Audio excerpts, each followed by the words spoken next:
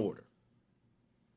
You feel me? There's going to be subordinates. There's going to be people who are on the low end of the tier. There's going to be people who are on the top end of the tier. You cannot escape this shit, right? So if black people in the pro-black arena want to be able to truly be organized, they have to understand hierarchical structure. But the problem is, most Negroes that are pro-black, they just want to do whatever the fuck they want to do. Now, don't get it twisted. They will fall under an authority because most pro-black Negroes are matriarchal. So they'll fall under the authority of women, but the problem is women are not organized.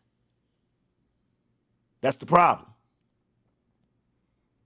So in the pro-black arena, you see all of these black men and you're wondering, why are these black men not effective? It's because they all fall under the rank and file of the fucking women, and the women are not organizing them properly. This is the main reason why, if you look at lions and you look at hyenas, lions are more patriarchal, hyenas are matriarchal.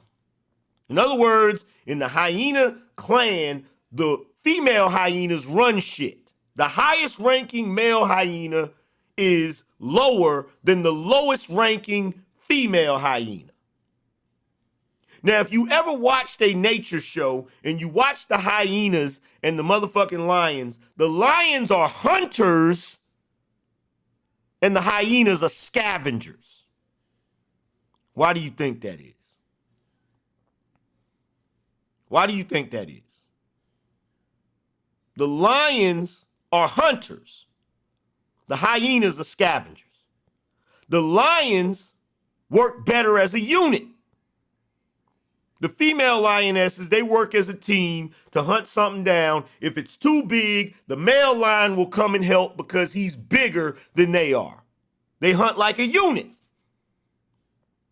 Hyenas are more disorganized. They're running around, you know, they have some organization to them, but all it takes is for a male lion to show up and the hyenas will fucking scatter.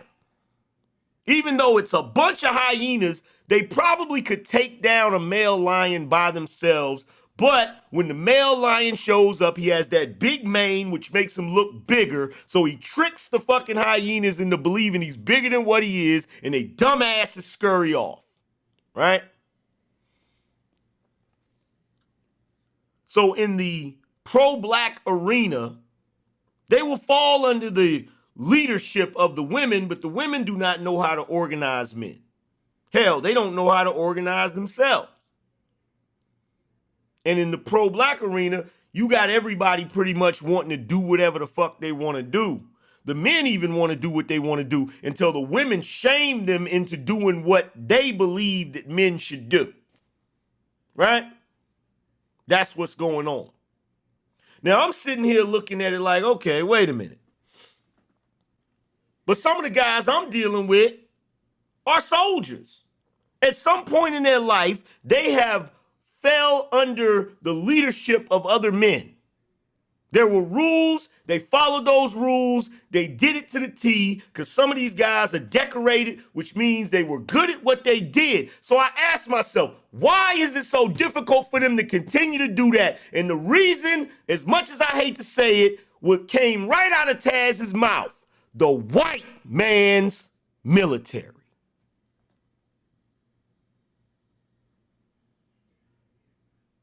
As pro-black as these Negroes claim to be, they can fall under the leadership of white men and do exactly as they're told, but when it comes time for their own brothers to create an organization, they will tell the brother to kiss their ass. I'm not gonna follow the same goddamn rules that I followed when I was in the fucking white man's military.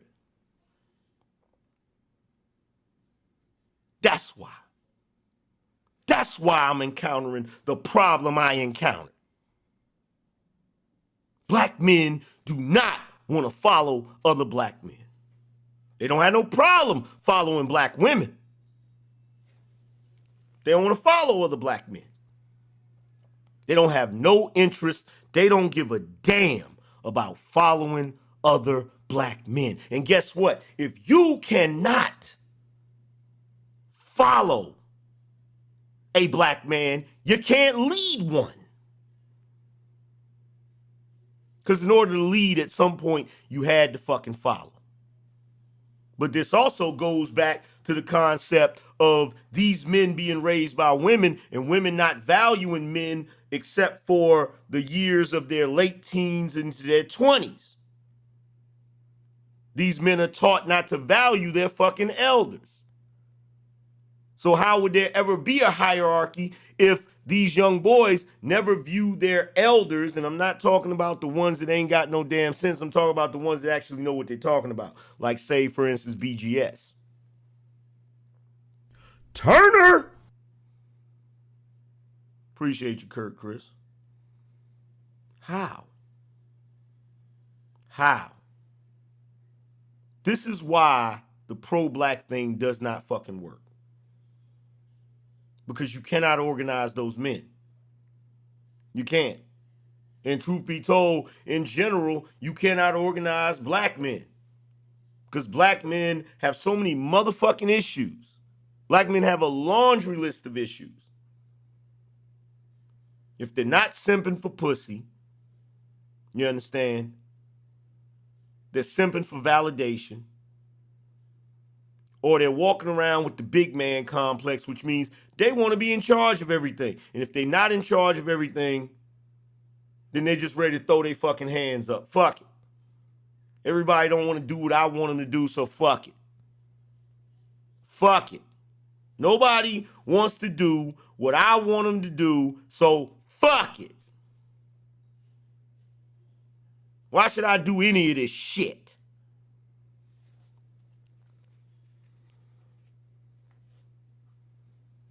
And it's such a disappointment. It is such a fucking disappointment. I don't even know.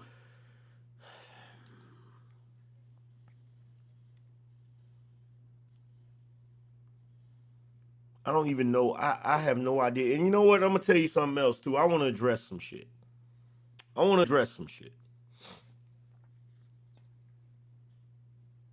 I was watching my man, Sheep Stay Sleep. Salute to him. And he said some shit, and I'm so glad he said the shit. Because when he said the shit, I was like, wow, that's actually true. He said, I watched them do the same shit that they always do. They get mad at Grinch for going at their ass. And then they blame Angry Man for what Grinch did as if Angry Man has control over Grinch. And you know what? I'm not even gonna lie. It made me feel so good that he saw that shit. Because a lot of times, I feel like Turner. A lot of times, appreciate you, Dollar Washer. I be feeling like people don't notice shit. They're not paying attention to what's going on, right? And that's one thing that I did notice. What I noticed is they're always blaming Grinch for some shit. Always. They always blaming him for some shit. Now, I'm going to tell you the main reason why they go at Grinch like that. They go at Grinch like that because they cannot beat him. And I know what that feels like because they do the same shit with me. They try to demonize him because they can't beat him. They try to demonize me because they can't beat me. You feel me? They look at me and they think that I'm not supposed to have my level of intelligence. They look at me and they think I'm not supposed to be as accomplished as I am. They look at me and they think I'm not supposed to have nothing that I have. And it pisses them off. And it's even worse with Grinch because he's even younger. Here you have a guy who is a military veteran honorable discharge,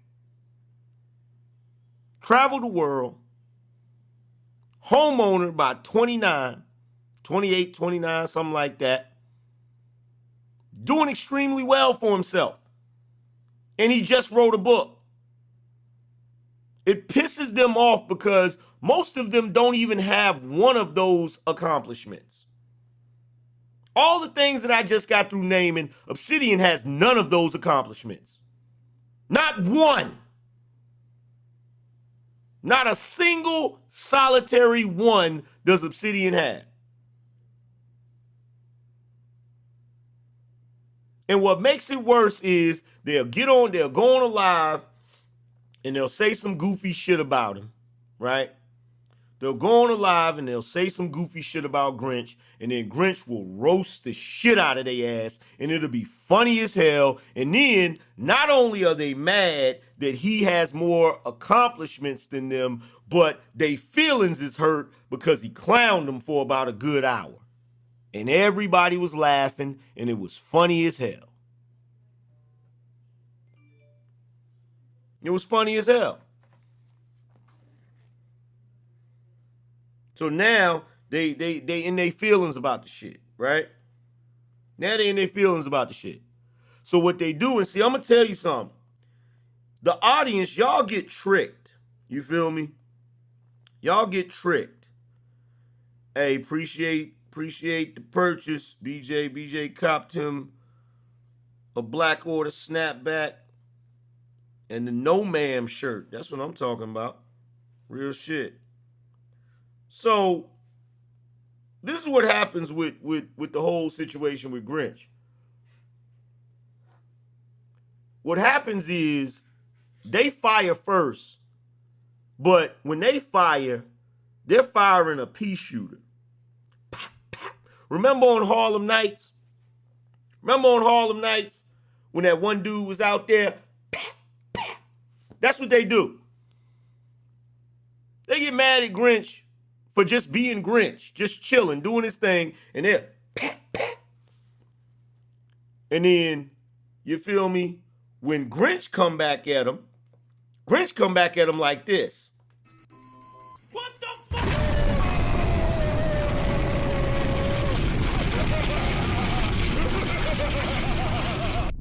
Grinch come back at him like that. And see, what happens is, it's so horrible what he does. It's so messed up what he does that everybody forgets that he was the one who got attacked first. Everybody forgets it. They do the same shit with me. Niggas will say some shit about me, and then I'll get up here and I'll do my magic. I'll fucking Photoshop some shit, have somebody's face on another character, and just make a whole presentation about this shit. And it be so fucked up, the niggas be like, damn, Angry Man, why you do that, man, like that? And then they start looking at me like I'm picking on niggas. Like, you can't be mad. Let me tell you something. If a dude walk down the street slapping people, and then he slaps one person, and that person just fucking picks him up and pile drives his ass, and then beats the shit out of him, you can't be mad at the dude because he's better at fucking the dude up than the dude who slapped people. You can't be mad. Why you gonna get mad because he's better at it? That's the funny shit. These niggas is mad because you're better at the fuckery than they are. And I'm here to tell you, I haven't even begun to dip into my petty core. I haven't. I've restrained myself. If I want to be, I'm a hateful motherfucker. If I really wanted to be. I can say some shit that'll hurt your motherfucking soul. You will remember that shit. The shit will be so fucked up that you'll tell your grandchildren about it. That's how fucked up it'll be. You'll remember that shit for the rest of your fucking life. Real shit. And I'm pretty sure some of these dudes on here, I've said shit to them that they ain't never gonna forget. They ain't never gonna forget. You know? Which is why they hate me so much. You feel me? Like me showing everybody that O'Shea was wearing them wigs, that nigga ain't gonna never forgive me for that shit. Ever. Ever. I put Obsidian's face on the Keebler elf. He ain't never gonna forget that shit. I had that nigga peeking out of the fucking Keebler, the fucking Keebler tree. You know what I'm saying? I had him peeking up out of the motherfucking tree talking about some. Come on, Obsidian, get it together. He ain't never gonna forget that shit. Never will he ever forget that shit. I promise you he won't. He ain't never gonna forget it. Because these are not the type of dudes that forget shit like that. Anytime somebody does something to them or says something about them, see, what you got to realize is they're walking around life with those insecurities. They come here to YouTube hoping and praying that nobody pulls those insecurities out. Hoping and praying that nobody points it out. You feel what I'm saying? This is why whenever you watch O'Shea, he's always calling himself ugly. He's always doing the self-deprecating humor. You know why? It's because he's beating you to it. He feels like if he picks on himself, you won't pick on him. Because it doesn't hurt when he says it about himself, but coming from somebody else, it's gonna fucking hurt. You understand what I'm saying? Now, Obsidian, he's a different type of animal. He's not even gonna give you the opportunity to pick on him because he ain't gonna turn on the camera. See? He's mastered the ability to be a very well-spoken guy. This is the main reason why he uses $20 words instead of $5 words. This is the main reason why he likes the idea of podcasting over video. This is the main reason he likes the idea of radio over television, because if it's just his voice, he can command a degree of respect. But I guarantee you, if he turned on that motherfucking camera and talked, and you saw him and saw the way he speaks, saw his body language and his mannerism, you would think he was a fucking joke. He is dreading that day. He is dreading the day that he has to turn that camera on. If he can help it, he's never going to turn it on. He's never going to turn it on. I'll give him, matter of fact, I will send him, if he does a whole live stream, I want y'all to go tell him this. Go tell him this. Hopefully, he'll fucking hear this shit. I have a challenge for you, Obsidian. I got a challenge for you. If you do an entire hangout with your camera on so everybody can see you talking, I will send you $500. $500. $500. If you will turn on your camera and talk and do your show the way I'm doing my show right now, showing everybody what I look like, I will send you $500. 500. 500. Be the easiest $500 you ever made. And you know I'm a man of my word. You know I'm a man of my word. But that's how confident I am that you ain't gonna turn that camera on. That's how confident I am you are not gonna turn that camera on and let everybody see you. You ain't gonna do it. You ain't gonna do it. I know you ain't gonna do it. And I got the 500.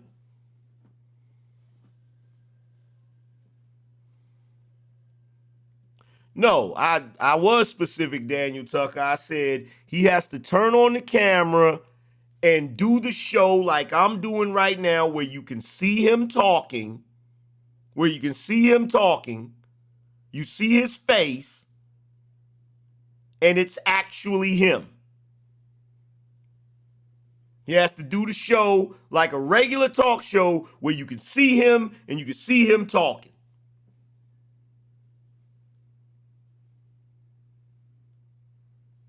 Of course he ain't gonna do it, Soul Shader. He ain't gonna do it. He ain't gonna do it, Daniel. He is not gonna do it.